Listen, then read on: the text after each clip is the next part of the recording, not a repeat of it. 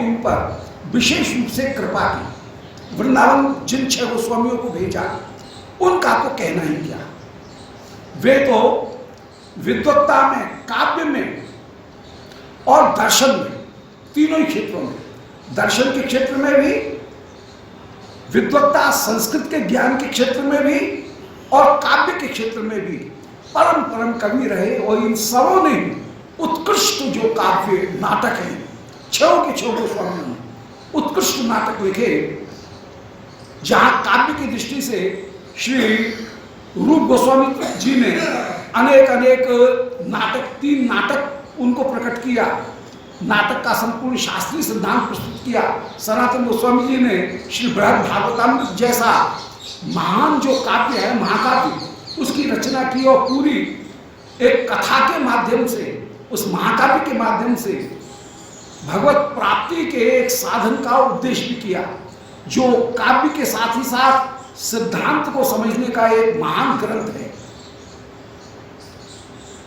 जीवन भजन की यात्रा को स्थापित करने वाला ग्रंथ है। सनातन गोस्वामी जी ने उस बृहद भागवतामृत को कृपा करके प्रकट किया।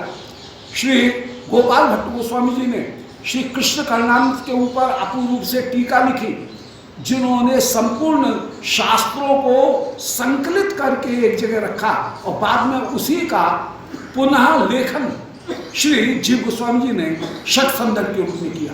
तो महान विद्वान संपूर्ण शास्त्रों को जैसे निचोड़ करके, छान करके एक जगह रख दिया श्री गोपाल भट्ट जी। श्री जीव गोस्वामी जी ने गोपाल चंपू जैसे ग्रंथ शूर उनकी रचना की। श्री रघुनाथ दास गोस्वामी जी ने परम मधुर अनेक अनेक काव्य, दानकेल कौमुदी, दानकेल चिंतामणि प्रभृति अनेक मधुर जो काव्य हैं, उन मधुर काव्यों की रचना की और अनेक अनेक स्तव उनकी रचना करके पांडित्य की पराकाष्ठा के रूप में श्री निकुंज बिरदावली आदि, श्री गोविंद बिरदावली, निकुंज बिरदावली जैसे ग्रंथों को इन षट गोस्वामियों ने, गोपाल बिरदावली, ये 3 बिरदावली बड़ी प्रसिद्ध हैं, निकुंज बिरदावली, गोपाल बिरदावली और गोविंद बिरदावली। इन 3 बिरदावलियों को कृपा करके प्रकट किया, जो सर्वदा एक मानक होकर के पांडित्य की रहेंगी। श्री रघुनाथ भट्ट गोस्वामी पाद श्रीमद् भागवत के तात्पर्य का जैसा उन्होंने विवेचन किया और उनके द्वारा जो सिद्धांत बताए गए, उन सिद्धांतों को श्री रूप सनातन ने भी बड़े आग्रह से स्वीकार किया और उनको स्थापित करते हुए विराजमान, रूप सनातन को भी जो श्रीमद् भागवत की कथा सुनाते हुए, श्रीमद् महाप्रभु को भी समय समय पर श्रीमद् भागवत की कथा सुनाते हुए विराजमान हुए और श्रीमद् भागवत के उस सिद्धांत को श्री रूप सनातन को जिन्होंने संप्रेषित किया, उनको हैंडओवर किया, उनको प्रेरित करते हुए विराजमान, तो वो अपूर्व श्रीमद् महाप्रभु के ये 6 जो परकर हैं वो परम पंडित होकर के विराजमान हुए और बाद में इनकी प्रेरणा से श्री गोविंद भाष्य जैसे भाष्य को श्री बलदेव विद्याभूषण ने प्रकट किया और अनेक अनेक वाक्य भी जो विद्वान हुए उन्होंने भी, श्री विश्वनाथ चक्रवर्ती, उन्होंने अनेक अनेक काव्य, महाकाव्य उनको लिखे और साहित्य में उनकी महिमा सर्वत्र सर्वत्र ज्ञात रहेगी, प्रसिद्ध रहेगी। श्री महाप्रभु ने इन आचार्यों को एक बात कही कि शास्त्र के आधार पर विवेचन करना और सर्वत्र प्रमाण दिवे पुराण वचन, सर्वत्र पुराण वचनों को प्रमाणित करके तुम निरूपण करना। तो ये एक बहुत बड़ी महिमा रही और इस प्रकार सामाजिक संरचना में सारे भक्तों को वहाँ संन्यास ग्रहण करने के बाद में श्री विष्णुप्रिया जी और श्री अद्वैत आचार्य, इनके निर्देशन में भक्ति आंदोलन बंगाल में चालू रहा। श्रीमद् महाप्रभु स्वयं उड़ीसा में रहे, श्री जगन्नाथ जी के में वहाँ पर भक्ति आंदोलन का पूर्ण प्रचार किया। दक्षिण में श्रीमद् महाप्रभु ने यात्रा करके और वहाँ पर पहले से ही श्री राय रमन जैसे विद्वान विराजमान हैं दक्षिण में, भक्ति आंदोलन का प्रचार किया और षट गोस्वामियों को ब्रिज में भेज करके यहाँ ब्रिज में भी भक्ति सिद्धांत का प्रचार किया और यहाँ के सारे ग्रंथों को एकत्रित करके फिर 1640 में जब खेतुड़ी महोत्सव हुआ, उस खेतुड़ी महोत्सव में श्री सारे गोस्वामियों के ग्रंथ इन सबों को कहीं सामाजिक किया गया और वे ग्रंथ सबको सुलभ हुए।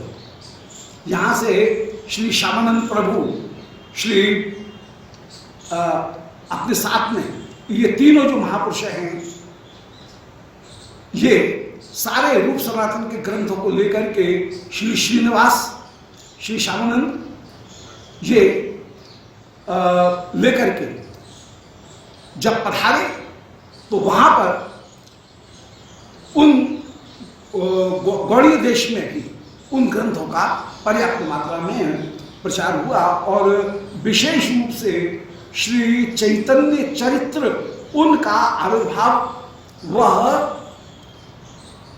खेतुड़ी उत्सव में श्री नरोत्तम ठाकुर महाशय उनकी जन्मस्थली में वो श्री चैतन्य चरित्र उसका भी आविर्भाव हुआ। एक तरह से वो प्रथम उसका कहीं वाचन हुआ वहां और उस समय श्री चैतन्य चरित्र वो सामने प्रकट होकर विराजमान हुआ। श्रीमद् महाप्रभु ने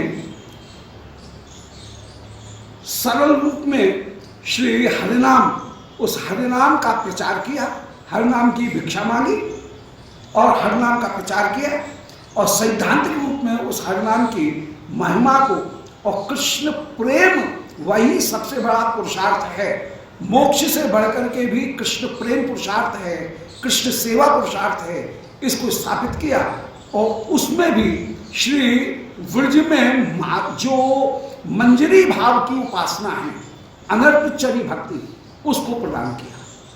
तो श्रीमद् महाप्रभु का सैद्धांतिक क्षेत्र में बहुत बड़ा योगदान है कि उन्होंने अचिंत्य भेदाभेद बात की स्थापना की, सारे उपासना की जो सिद्धांत हैं उनकी स्थापना की।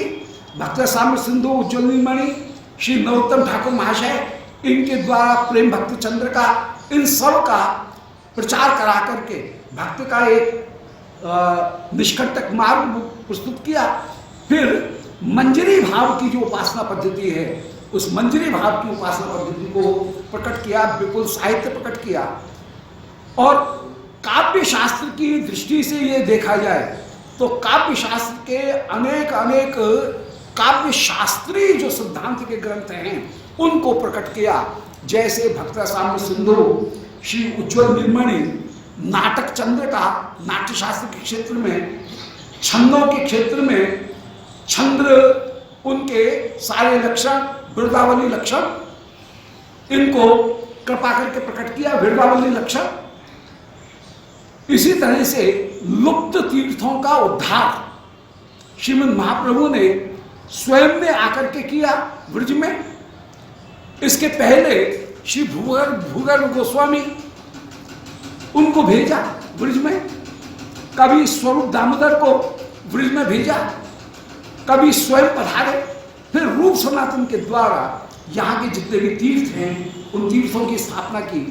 और एक बहुत बड़ा जो योगदान किया वो ये कि भक्तों को केंद्रित करने के लिए उन्होंने मंदिर संस्कृति उसको विशेष रूप से स्थापित किया। मंदिर संस्कृति की बड़ी आवश्यकता है। मंदिर यदि नहीं होते तो धर्म कहीं, उपासना पद्धति कहीं विकसित नहीं हो पाती। एक केंद्र होना चाहिए जहाँ पर सब भक्त सजाति वैष्णवगण इकट्ठे होकर के विचार कर सके। और श्री गोविंद गोपीनाथ मदन मोहन इन तीन मंदिरों की स्थापना करके बाद में श्री राधामोहन लाल इनको प्रकट करके और फिर बाद में सभी ने अलग अलग अपने जो उपास्य हैं उन सब उपास्य मंदिरों की स्थापना करके उन मंदिरों के माध्यम से भक्ति दर्शन उनको क्रियात्मक रूप में और उनको सैद्धांतिक रूप में प्रस्तुत किया। क्योंकि मंदिर के द्वारा जहाँ लोक कलाओं का संरक्षण हुआ। चित्रकला, संगीत कला, वाद्य कला, मूर्ति कला, वास्तुकला, ये जितनी भी कलाएं हैं, साहित्य कला, उनका मंदिरों के द्वारा संरक्षण जैसा होता है, सामाजिक संगठन जैसा बनता है मंदिर संस्कृति के द्वारा, वैसा कहीं दूसरे नहीं होगा। यदि आश्रम नहीं हो, मंदिर नहीं हो, तो संस्कृति, भक्ति संस्कृति आगे नहीं बढ़ सकती है। आश्रम में होने वाले उत्सव, आश्रम में होने वाले सत्संग, मंदिरों में होने वाले नित्य पाठ, नित्य सत्संग, उनके द्वारा ही भक्ति का विशेष रूप से विस्तार होता है। उस विशेष विस्तार को प्राप्त करने के लिए महाप्रभु ने मंदिर संस्कृति उसका स्थापन किया। विशेष जो यात्राएं हैं, उन यात्रा महोत्सवों को महाप्रभु ने प्रोत्साहन प्रदान किया। जगन्नाथ मंदिर में भी रहते हुए जब भी जो भी यात्रा आई, ये यात्रा साहित्य बड़ा महत्वपूर्ण है। यात्रा का मतलब है कि समय समय पर आने वाले उत्सवों के समय उन लीलाओं का स्मरण, इसका बहुत बड़ा, बंगाल में इसको यात्रा कहेंगे, यहाँ पर उत्तर भारत में अपन उनको उत्सव संस्कृति कहेंगे। तो जो नैमित्तिक उत्सव हैं अमुक अमुक समय पर, उन उत्सवों के द्वारा बहुत कुछ साहित्य उसकी रचना की गई और उससे संस्कृति को आगे बढ़ाने में बहुत बड़ा योगदान मिला। इस प्रकार श्रीमद् महाप्रभु का जो योगदान है वो अपूर्व होकर के विराजमान है। श्री महाप्रभु ने कृपा करके दृष्टि मात्र से लता पताओं को भी प्रेम दान किया। आज श्रीमद् महाप्रभु के जन्म दिवस के अवसर पर उनके श्री चरणारविंद में हम वंदना कर रहे हैं और श्री गौर हरि से यही प्रार्थना कर रहे हैं कि आपने जिस प्रयोजन के लिए अवतार धारण किया, हमें भी उस प्रयोजन में कृपा करके आप पात्र बना। आपने अनर्पितचरी भक्ति को प्रदान करने के लिए अवतार धारण किया है। उस अनर्पितचरी भक्ति का हमको कृपा करके दान करें और हम मंजरी भाव के द्वारा, रागानुगा भाव के द्वारा आपकी सेवा करते हुए विराजमान हों।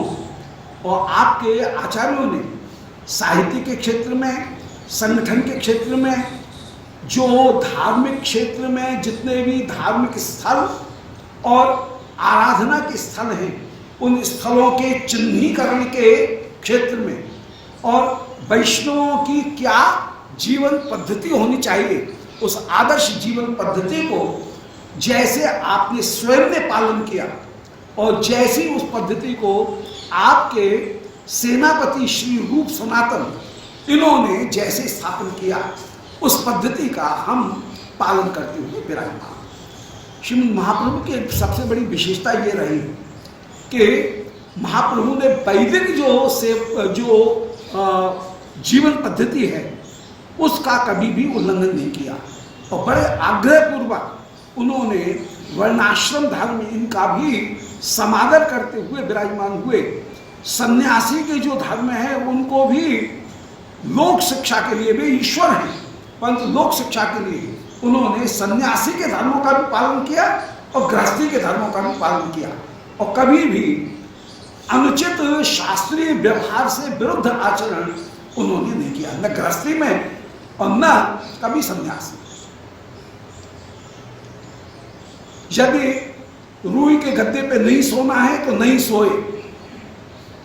कभी श्री स्वरूप दामोदर भी महाप्रभु को डांट दें कि ये एक जो सुंदर बालक है गोदी में आता है, तुम इससे लाड़ करते हो, क्यों करते हो, मत करो लाड़, ये उचित नहीं है। सन्यासी के लिए कहीं आसक्ति रखना या किसी भी बालक के साथ में भी जोड़ना, किसी के साथ में तब क्यों जोड़ते हो।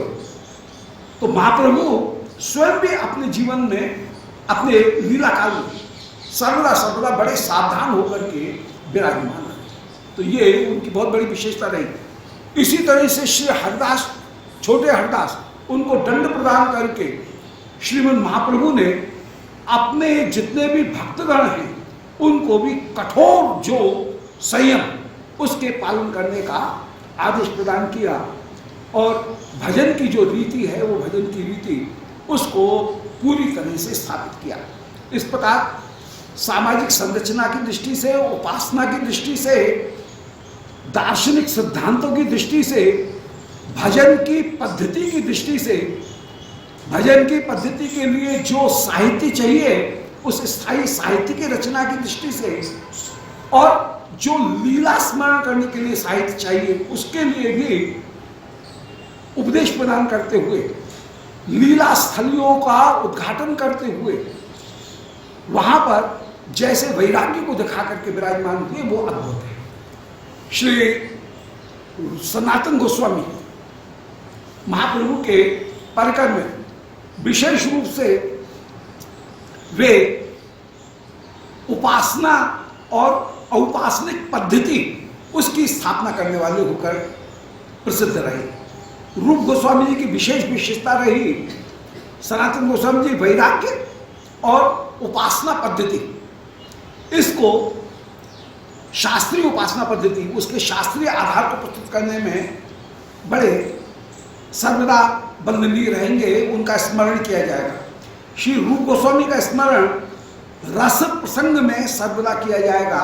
रस की जैसी स्थापना रूप गोस्वामी जी ने की वो अद्भुत है। श्री रघुनाथ दास गोस्वामी मानसी सेवा के लिए सर्वदा उस मानसी सेवा की पद्धति को स्थापित करने में, और श्री राधिका चरण दास इसका एक आधार प्रस्तुत करने में रघुनाथ दास गोस्वामी जी बड़े प्रसिद्ध रहे। रघुनाथ भट्ट गोस्वामी संपूर्ण ग्रंथों का आधार श्रीमद् भागवत ही हो सकता है, और कोई दूसरे ग्रंथ इस तरह के स्थापन करने वाले नहीं हैं। श्रीमद् भागवत का मुख्य सार श्री कृष्ण प्रेम सेवा, रागात्मिका प्रेम सेवा ही है। इस निष्कर्ष को अपने प्रवचनों में सर्वदा स्थापित करते रहे और भागवत को प्रमाण रूप में स्थापित करते हुए श्री रघुनाथ भट्ट गोस्वामी जी विराजमान रहे। ये उनका बहुत बड़ा योगदान रहा है। इसीलिए श्रीमद् महाप्रभु जहाँ किसी दूसरे की कविता नहीं सुनते हैं, वहाँ पर श्री रघुनाथ भट्ट गोस्वामी इनके द्वारा श्री श्रीमद् भागवत का श्रवण करते हुए विराजमान हुए। और वृंदावन में आने के बाद में तो श्री रूप सनातन भी श्री रघुनाथ भट्ट गोस्वामी जी की सेवा करते हुए विराजमान हुए।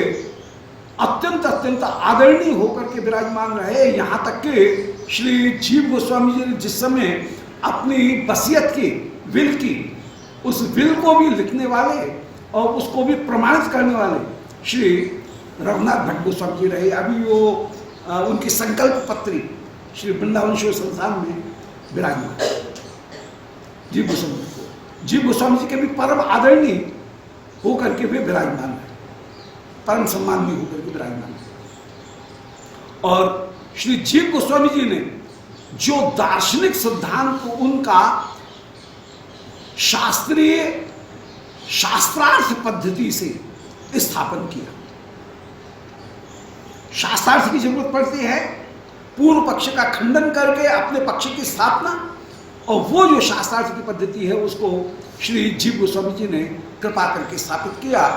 और जीवन की एक दिशा व्यवहार पद्धति उसको स्थापित करने के लिए श्री ब्रज भक्ति विलास इनके द्वारा जो वैष्णव स्मृति उसकी स्थापना करके सुंदर श्री कृष्ण कर्णामृत उसके ऊपर टीका प्रकट करके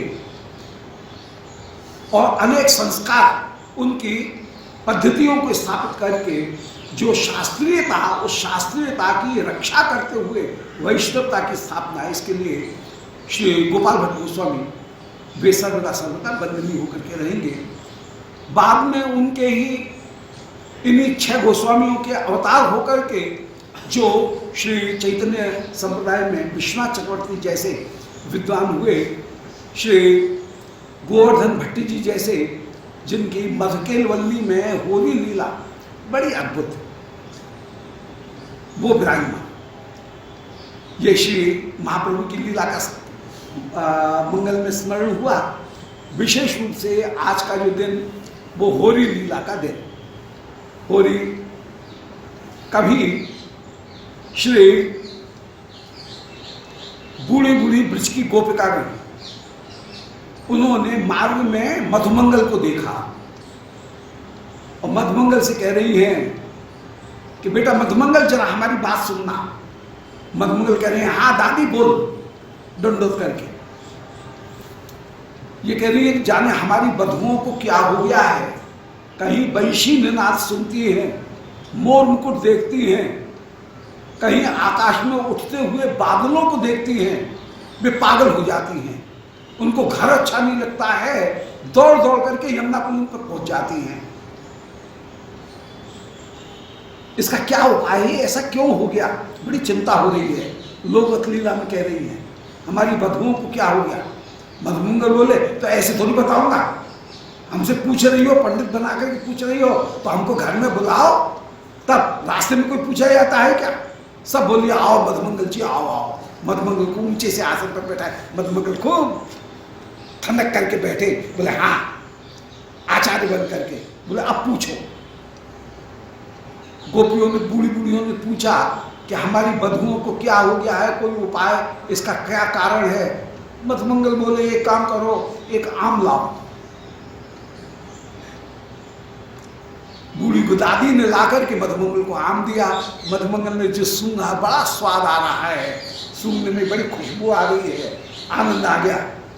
मधुमंगल बड़ा आचार्य आकार बना करके, चिंता जैसा मुंह बना करके, फुला करके कह रहे हैं, बोले ओहो बड़ी भारी समस्या आ गई। बोले क्या, कोई तुम्हारी बधुएं संध्या सवेरे के समय भी, दोपहर में संध्या के समय भी कभी जाती हैं क्या, संध्या समय, संध्या संधि के समय।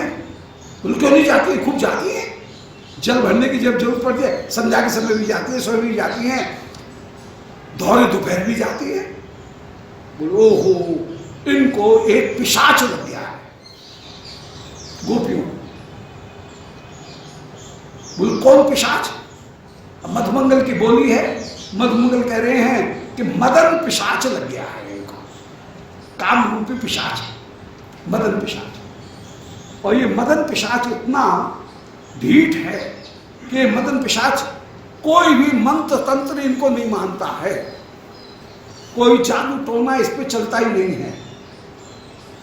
इसको बोले फिर इस पिशाच को उतारने का तरीका क्या है, इस भूत को उतारने का। बोले इसका तरीका मुझे पता है, क्योंकि मैं पौर्णमासी जी का नाती हूं और सारे शास्त्रों को जानता हूं। केवल ज्योतिष नहीं जानता हूं, बल्कि ज्योतिष के साथ में तंत्र शास्त्र भी जानता हूं। जो ज्योतिष जाने और मंत्र शास्त्र तंत्र शास्त्र नहीं जाने, ऐसा ज्योतिषी किस काम का। तो मैं उसका उपाय भी जानता हूं, कारण भी जानता हूं, उपाय भी जानता हूं। बोले जरा बताओ।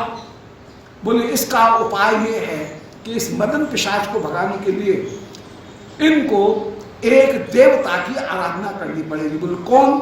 बोले कोई निकुंजेचरी देवता हैं, काल कुमार। उन काल कुमार की आराधना करेंगे तो इनका मदन पिशाच भाग जाएगा, काम रूपी पिशाच भाग जाएगा। बोले इसकी आराधना करने का तरीका क्या है। बोले इसका तरीका है कि ये बधुगण सुंदर स्नान करके, सारे सुंदर 16 श्रृंगार धारण करके, सुंदर वस्त्र धारण करके, पति का मुख दर्शन न करते हुए, पातिव्रत ये जो व्रत है उसका, ब्रह्मचर्य व्रत का पालन करते हुए, हाथ में पूजन की जितनी भी सामग्री, गुलाल की थाली, उनसे गुलाल को भर करके, केसर की जो पिचकारी है उसको कंधे के ऊपर लगा करके, फिर ये यदि जाएं संध्या के समय, और संध्या के समय जाकर के ये वहां उन काल कुमार हैं, कोई त्रिकाल को जीतने वाले, सदा कुमार रहने वाले नित्य किशोर, उन नित्य किशोर देवता की निकुंजे में जो विराजमान हैं, उन देवता की यदि ये आराधना करें तो इनका ये मदन पिशाच भाग जाएगा। रात्रि भर वहां ही रास नृत्य करते हुए ये विराजमान हो तो इनका मदन पिशाच भाग जाएगा। उस समय जो विरोध करने वाली थी उनने ही अपने हाथ से अपनी अपनी बधुओं को श्रृंगार कराया और श्रृंगार करा करके सुंदर होली की सारी सामग्री दे करके इनको जिस समय भेजा उस समय ये सब पधारी हैं और श्याम सुंदर के साथ में जो श्री प्रिया जी उनकी सखी बीणा बजा रही हैं, सुंदर श्रृंगार कर रही हैं। श्री श्याम सुंदर ने भी अपनी वंशी बजाई। जो वंशी बजाई श्री प्रिया विमोहित हो रही हैं। श्री प्रिया की रूप माधुरी का दर्शन करके श्याम सुंदर विमोहित हो रहे हैं और उनको विमोहित होते हुए देख करके सब मधुमंगल श्याम सुंदर से कह रहे हैं, बोले अरे मित्र, तुम मुझ ब्रह्मचारी का सखा होकर के इन गोपिकागणों के कटाक्ष, इनके संगीत को सुनकर के तू मोहित हो रहा है, ये उचित नहीं है। अरे इन गोपियों से तू इतना डर क्यों रहा है? तेरे अंग में कंप क्यों हो रहा है? तुझे डरने की जरूरत नहीं है। मैं अभी इन गोपियों को अपने ब्रह्मचर्य और अपने ब्राह्मण पने के गायत्री मंत्र के प्रभाव से भगाता हूं। और ऐसा कहकर के मधुमंगल कांख बजा बजा करके जोर जोर से कूद कूद करके भंड नृत्य कर रहे हैं। मधुमंगल को नृत्य करते हुए देख करके मधुमंगल का जनेऊ खिसक करके आया कमर पर, कमर से आया पाम में, और मधुमंगल लगाई जो छलांग, सो जनेऊ उतर करके पेड़ के ऊपर टक गया है। मधुमंगल कह रहे हैं इन गोपियों से डरने की जरूरत नहीं, मैं अभी अपने तप के प्रभाव से, गायत्री मंत्र के प्रभाव से इन गोपियों को भगाता हूं। सो जो जनेऊ ढूंढे, जनेऊ कंधे पे ही नहीं। सारे सखा कह रहे हैं, बोले ये कैसा ब्राह्मण है जिसके पास में जनेऊ भी नहीं, और कह रहा है मैं गायत्री मंत्र उनके प्रभाव से भगा दूंगा। जनेऊ तो है नहीं, गायत्री मंत्र का प्रभाव कहां से आ जाएगा? यज्ञोपवीत है नहीं। ऐसे सखाओं ने जो ताली बजाए, सो मधुमंगल बोले कन्हैया, तू भी इन सखाओं के साथ में मिलकर के आज तेरी बुद्धि भी भ्रष्ट हो गई। अब मैं तेरे साथ में नहीं रहूंगा। बोले तो कहां जा रहा है? बोले मैं तो श्री राधा रानी के चरण आश्रय को ग्रहण करूंगा। देख लिया तेरे, तू तो इन दुष्ट सखाओं के साथ में रह करके तेरी बुद्धि भी भ्रष्ट हो गई है, परंतु श्री राधिका के गुण अद्भुत विद्यमान हैं। अब तो मैं श्री राधिका चरण का आश्रय ग्रहण करूंगा। और मना करते करते भी कूद फांद करके मधुमंगल पहुंच गए श्री राधा रानी के पास। और वहां पर मधुमंगल को आया हुआ देख करके ललिता जी ने पहले से ही व्यूह रचना कर रखी है। मधुमंगल को भीतर ले लिया और जो व्यूह बंद हुआ है, मधुमंगल जाल में फंस गए। अब क्या है, सारी गोपियों ने मधुमंगल के ऊपर एक साथ रोरी, गुलाल, फूल, रंग इनकी वर्षा की और फूल छड़ी लेकर के मधुमंगल की जो अच्छी तरह से लठामार कर दी है। मधुमंगल जोर जोर से पुकार रहे हैं, हे राधिके रक्षा करो, रक्षा करो, अब्रह्मण्यम अब्रह्मण्यम, ब्रह्महत्या हो रही है, ब्रह्महत्या को बचाओ, इन सखियों को रोको। श्री प्रिया जी ने उस समय ललिता जी को रोका, भैया ये अरे सखी, ये जो लठामार कर रही हो इसको रोक दो, रोक दो। मधुमंगल को उस समय श्री प्रिया जी के पास में सखी ले गई। मधुमंगल श्री राधिका के चरणों में साष्टांग प्रणाम कर रहे हैं और कह रही है, हे वृंदावनेश्वरी, मैं आपकी शरण आ गया हूं, इस शरणागत ब्राह्मण की रक्षा करो, रक्षा करो। श्री प्रिया जी कह रही है कि मधुमंगल, तुमने श्याम सुंदर का क्यों त्याग कर दिया? अब मधुमंगल श्याम सुंदर की निंदा के बहाने उनकी स्तुति कर रहे हैं। और प्रिया प्यारे के गुणों को सुनकर के मधुमंगल के दूत दौत्य में मधुमंगल दूत पने का कार्य कर रहे हैं, और उस निंदा को सुनकर के वे प्रिया अपूर्व आनंदित हो रही हैं। बोले उस सखा के पास में कौन रहे जिसने जन्म लेते ही पहले तो स्त्री वध कर दिया पूतना का, फिर जरा सा बड़ा हुआ सो उसने सबसे पहले बछड़े का वध किया, बत्सासुर का, गोवंश की हत्या की, जिसको न जूठन का विचार, जिसने बाल्यकाल से ही चोरी की, जिसकी स्वरूप ही ऐसा कि सबको धर्म से भ्रष्ट कर दे, उसकी वंशी ऐसी जो पतिव्रताओं के पातिव्रत्य का खंडन किया जा रहा है गुण, परंतु दिखा रहा है जैसे निंदा कर रहा है। ये मधुमंगल की वर्णन करने की शैली कि कृष्ण की निंदा के माध्यम से कृष्ण के गुणानुवाद का गायन करते हुए विराजमान हो रहे हैं। ऐसे श्री मधुमंगल जिस समय श्री श्याम सुंदर के माधुर्य, वेणु माधुर्य, रूप माधुर्य, लीला माधुर्य, प्रेम माधुर्य, इनका निंदा के रूप में वर्णन करें कि उसका प्रेम ऐसा कि जिसने उसके एक बार कृष्ण नाम को सुना उसकी घर से आसक्ति दूर हो जाती है। ऐसे कृष्ण के पास में रहकर के क्या करूंगा? हे राधिका, जो आपके पास में सौंदर्य है, जैसी वीणा, जैसा संगीत, जैसा यहाँ पर रस, जैसा नृत्य, जैसा भोजन विराजमान है, उस सखा के पास में क्या रखा है? इसलिए अब मैंने निर्णय कर लिया, मैं कृष्ण दास से ग्रहण नहीं करूंगा, मैं तो राधिका दासी बन करके रहूंगा। बड़ी जोर की भूख लग रही है इस ब्राह्मण को, कुछ खाने को हो तो दो। तो सभी श्री प्रिया जी मधुमंगल के ऊपर अत्यंत स्नेह करती हुई कि प्यारे का दूत है ब्राह्मण, ये विचार करके सखी से कह रही है, अरे सखी, प्यारे के ये मित्र आए हैं, इनको अच्छी तरह से भोजन कराओ। सुंदर भोजन करा रही है सब सखी। मधुमंगल कह रहे हैं, इस समय यदि सुंदर ताजा माखन और मिल जाता तो आनंद आ जाता। इतने में श्री चित्रा जी आई, बोले माखन चाहिए ताजा के बासी? बोले ताजा हो तो क्या आनंद आ जाए, पेट भर गया है और ताजा माखन और मिल जाए तब तो आनंद आ जाए। बोले अभी माखन तैयार करके देती, बिल्कुल ताजा, एकदम एकदम ताजी, रखा हुआ नहीं, बिल्कुल टटका माखन निकालती है। सो एक रंग की सुंदर कमोरी मधुमंगल के कंधा के ऊपर ये दुपट्टा उसको छीन लिया, उसकी ईडली बनाई और ईडली बना करके मधुमंगल के माथे पर रख दी और कहा, ए ब्राह्मण चुपचाप बैठे रहना, हल्ला मत।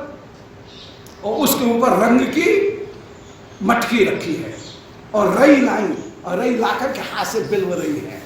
मधुमंगल बिल्कुल मूर्ति बने हुए बैठे हैं जो अभी हिल नहीं रहे हैं, गर्दन में हिला लो, सिर के ऊपर मटकी रखी हुई है। मधुमंगल कह रहे हैं, अरे बहुत देर हो गई, अभी माखन नहीं निकला। बोले मैं चुप रह ब्राह्मण, ओ बामन चुपचाप बैठा रहे। फिर मस रही है, बहुत देर हो गई, मधुमंगल बोले झाग तो बड़े आ रहे हैं, रंग से झाग निकल रहे हैं। बोले झाग तो बड़े सुंदर आ रहे हैं, सुगंध भी बड़ी अच्छी आ रही है, अभी तक माखन नहीं निकला, मुझे तो बड़ी जोर की भूख लग रही है। इतने में श्री चित्रा जी को आई हंसी, गुस्सा, सो रई निकाल करके माठ के ऊपर जो मारी, सोई मटकी सिर के ऊपर ही फूट गई है। फल फल करके ऊपर से नीचे तक मधुमंगल के रंग छा गया। और अब क्या है, सारी सखियों ने मधुमंगल का दुपट्टा निकाल करके, दुपट्टा ही बस बट करके और उसका कोड़ा बना करके मधुमंगल के जो लगाना शुरू किया। मधुमंगल तो पुकार रहे हैं, बोले अरे भैया सखा रक्षा कर, रक्षा कर। अब ब्रह्मण